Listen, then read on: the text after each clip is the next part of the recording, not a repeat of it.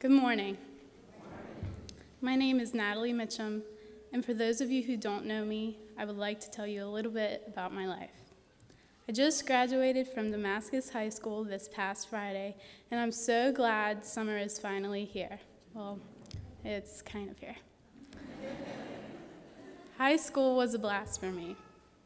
I was on the newspaper staff, SGA, and I managed the girls' basketball team.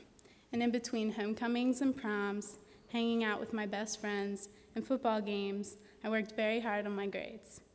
I received a senior superlative for most caring of my class, and my friends also think of me as the class mom, which is funny because I'm the oldest and only of 4 brothers. And in just under a week, my mom will marry Bo Slocum on June 11th. Josh and Colin will both be joining the gang, and yes, it is a gang. 6 boys and I. I will be attending Montgomery College in the fall to pursue a successful career in journalism. And I'm so happy to be here today as testimony to how this church has changed my life forever. About a year ago, my dad walked out of our family. We were all confused and upset about this sudden change. Finishing my junior year, I was bitter and confused on how this could have happened to our family. After a summer of living with my aunt, I felt we didn't have our family, we didn't have our house, and I didn't have many of my friends anymore.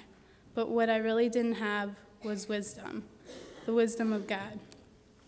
I never really knew what it meant to have God in my life. I always believed in God, but I never really felt connected in a way that I knew others did. It was not until I became involved with this church that I discovered this wisdom. The wisdom of God is everywhere here. I respect so many of you for your wisdom and that you have passed it on to me. The Old Testament lesson today talks about wisdom and how, on the heights, beside the way, at the crossroads, she takes her stand.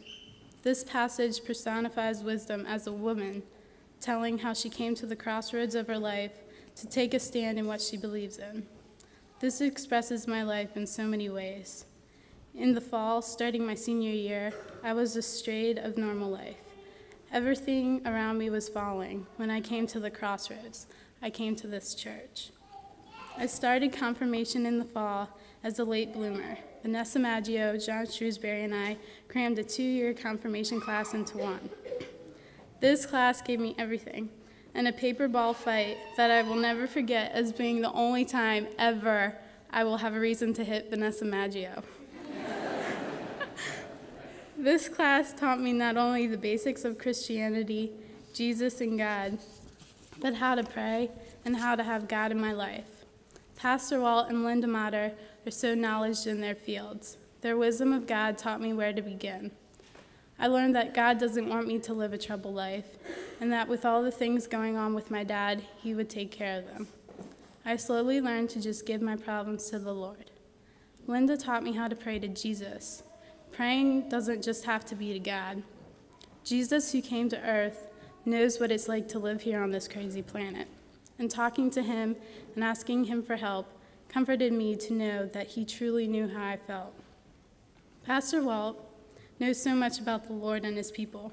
He encouraged me to be a better believer every time I saw him.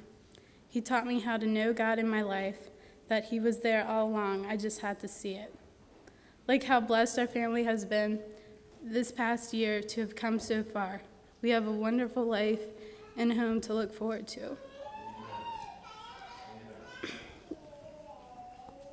And Walt, of course, taught me about his favorite word, serendipity.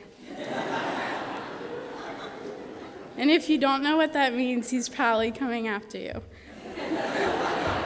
But I luckily have the definition. The dictionary reads, the faculty of making fortunate discoveries of things you were not looking for, or simply stated, God working in your life.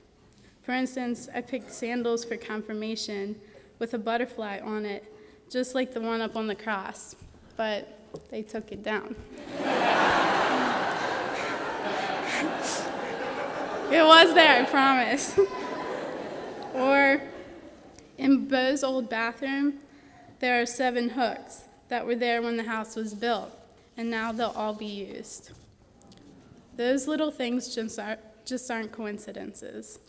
And I'll always remember Pastor Walt holding my face saying, "You're getting it, you're getting it." Followed by the always, "Oh, I love you, I just love you." My Sunday school teachers, Rick Kreitz, Judy Combs, Scott Fulton, and my mom, all bring their wisdom in an assortment of ways. Their wisdom shines through their reluctant humor throughout every class. While some might find our class as just a goof-off time, or when one gardenia candle can send Rick bouncing off the walls, there is always an important point made. We talk about it all, from Iraq, same-sex marriage, to the possibility of Noah's Ark found on Mount Ararat, not to be confused with Mount Arafat. And Rick said it all the other week when he said, "What would Sundays be like without this, without our church, our friends, and our family here?" Their wisdom of God, even though expressed in different ways, has helped me through so much this year, and I greatly respect them for that. Bo Slocum, my confirmation mentor and soon-to-be stepdad, has been a big influence in my life this year. From the first time I met him, he's been nothing but someone I deeply respect. From the way he carries himself to the devotion to his God and the way he swept my mom off her feet.